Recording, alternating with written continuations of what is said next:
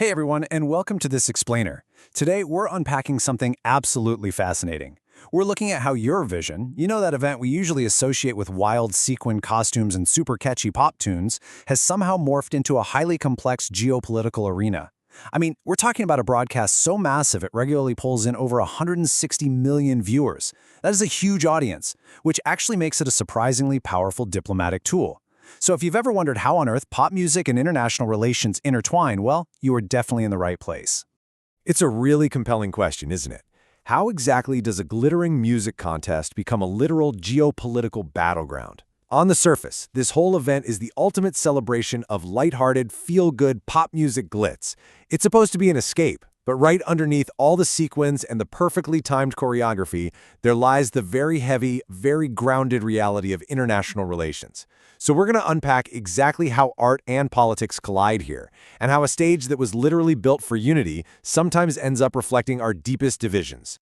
Okay, let's dive right into this. Part 1, the early years. From contest to cultural institution. To really grasp the political complexities of today, we got to start at the very beginning. And honestly, the sheer velocity of this evolution is staggering. When the contest kicked off back in 1956, it was just 7 nations. Just 7. It was a straightforward broadcast designed to unite a fractured post-war continent, using the universal language of music. Politics was definitely not supposed to be on the set list. But jump ahead 10 years, and you see this massive spike in cross-border appeal, with millions more tuning in as these songs were topping charts all over the continent. Then by year 30, it had expanded dramatically, solidifying it to a true cultural institution with dozens of countries. As the audience grew to span all the way from Iceland to Australia, the stakes grew right along with it. Which brings us to Part 2, the politics of voting and the mechanics of bias. So as this cultural institution grew, the very first cracks in that purely musical facade begin to show up. And this brings us to a key concept: neighbor voting. This is a widely debated claim, basically suggesting that participating countries award their highest points based on geographic borders or cultural proximity, rather than the actual musical merit of the song itself. It's the idea that, hey, a nation might vote for the country next door just because they share a border, or maybe a language, or a regional history. This is really the bedrock of how geopolitical tensions first visibly manifested in the competition. It forced audiences to start asking, wait, are we judging the song, or are we judging the flag? And this brilliantly illustrates how those regional biases scale up into something much larger, which are voting blocs. These are alleged alliances of multiple countries that consistently exchange high points with one another year after year. Actually, historically, political scientists have even studied this broadcast to track these exact alliances. They've noticed, for example, how Scandinavian countries or Balkan nations often consistently award each other top marks. So it's not just random, it's a structural phenomenon. When these blocks form, the competition kind of shifts from being a simple talent show into a fascinating study in international relations. What we see is a massive divide between the contest's musical idealism, where the ultimate goal is just that the best vocal performance and stage presence wins, and the accused reality where voting blocks and geographic bias seem to rule the scoreboard. Impartially speaking, the data and the public accusations highlight a really profound tension here. We have the pure artistic goals the contest strives for, competing directly against suspected political voting realities that audiences track obsessively every single year. Moving into Part 3, controversies and boycott campaigns, the stage as a megaphone. Over time, those subtle biases in voting evolved into something much, much louder. Because think about it, when millions of people are watching live, the stage itself becomes one of the most powerful megaphones in the world.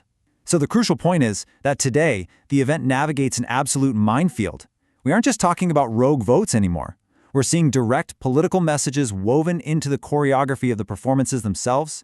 We're seeing massive controversies dominating headlines before the music even starts, organized boycott campaigns leveraging the contest to protest international conflicts, and drastically shifting public reactions across all of Europe. What you should really take away from this is that Eurovision has basically become a real-time thermometer for European geopolitical temperatures. And why does this matter to you? Well, because understanding this contest means understanding the current mood of the continent. The shifting public reactions, the voting patterns, those boycotts we just mentioned, they all serve as a direct, undeniable reflection of real-world political climates. It's literally international relations playing out live on a brightly lit stage. And finally, Part 4, the fallout and the future. Real-world impact. We've talked a lot about abstract controversies and voting mechanics, but this geopolitical weight creates a tangible, dual-sided pressure cooker. Now, what's really interesting about this dynamic is how it impacts the actual people involved. On one hand, you have the artists. These are musicians, not diplomats, but they find themselves facing intense boycotts, heavy media scrutiny, and immense public pressure based solely on the actions of the governments they represent. Then, on the flip side, the broadcasters and organizers have to navigate this absolute minefield of controversies, constantly trying to mitigate international backlash while somehow attempting to keep the focus on the music. Both sides are completely caught in the crossfire of this evolution. And that leaves us looking forward, with this massive looming question: what happens next? As global tensions shift and evolve, how will this cultural institution adapt? Can a stage designed for musical unity actually survive the increasing pressures of being a geopolitical battleground? Or will the politics eventually drown out the music entirely?